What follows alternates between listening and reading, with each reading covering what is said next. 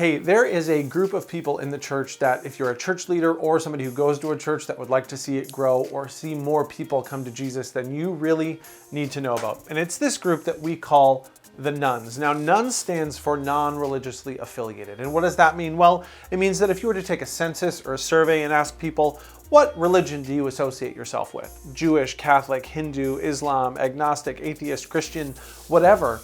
They would say, you know what? We identify with none. We don't identify ourselves with any of those religious affiliations at all. And this Nones group is really interesting because they've changed quite a bit in the last few years.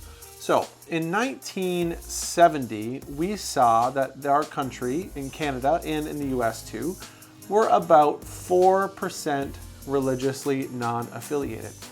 In our latest census data in 2011, we see that that number jumped quite a bit to 24% religiously non-affiliated.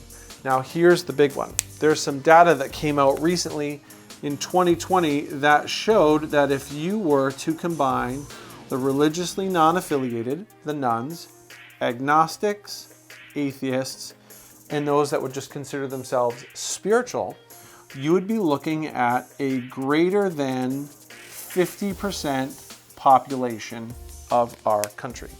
Now, why is that important? Well, because sometimes we sit in church, we sit around the board table, we sit in staff meetings, and we go, where did people go? How do we draw people back in?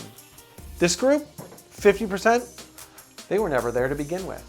It's a completely different question. It's a totally different way to approach the problem. If you want more people to get to know Jesus, you can't ask the question, what do we need to do to get them back? You need to ask the question, where are they? What happened? And how do we find them? And when you approach your outreach like that and your tactics like that, it is a completely different conversation. That's why knowing about who the Nones are is so important.